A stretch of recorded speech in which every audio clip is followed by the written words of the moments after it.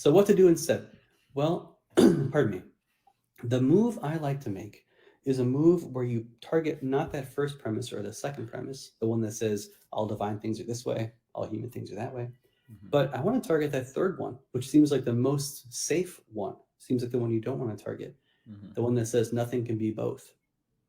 And so I want to take a test case, like I typically use passability. So Mhm.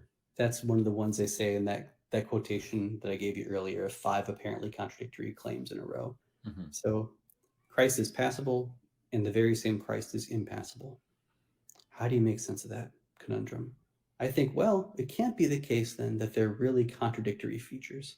These guys are no slouches. They say it in a single sentence. The very same Christ is both passable and impassable. What are they up to? Mhm. Well, I think they probably didn't understand it as contradictory. But then how did they understand it? Well, here's how I think we could understand it.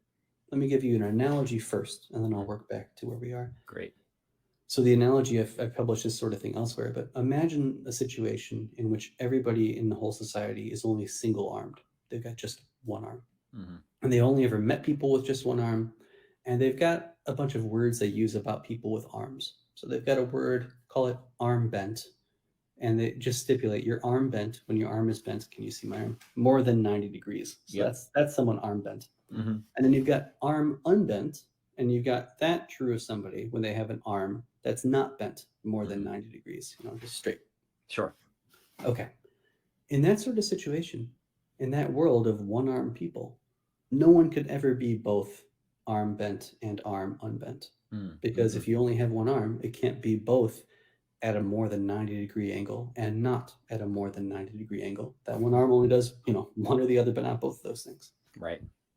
So it makes sense that people in that society would think these terms are contradictories. Can't be both. Mhm. But once you add a second arm, once you have someone with two arms visit the society, then that person can do the thing where you have one arm, up and down, and the other one out. You can't see, I don't think, but they can have one arm bent and the other one straight.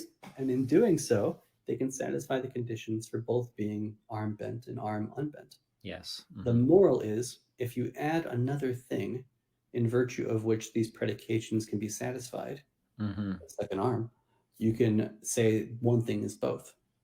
Now, how does it apply to the incarnational case? I think like this. What does it mean to be impassible?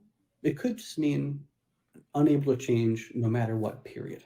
Maybe Mhm. that's what impassible means. Right. But Mhm. but of course, if they meant that, they never would have said he's both.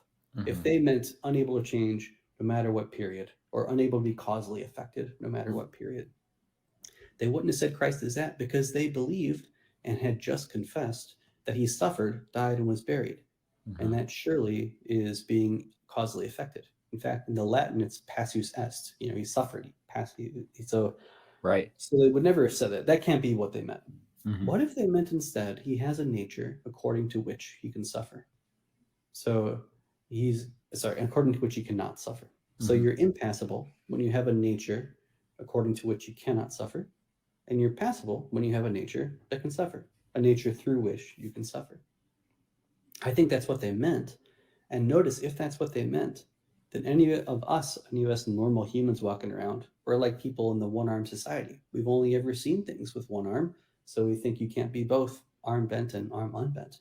Right. But you get Christ, you get the visitor with two arms, and you think, Mhm. dang, that guy can be arm bent and arm unbent. Mhm. Or dang, that guy can be causally affected through this nature and not causally affected through that nature. So I guess he satisfies both conditions. He's passable and impassable. Yeah. So I like that sort of move. Yeah. Great. Yeah.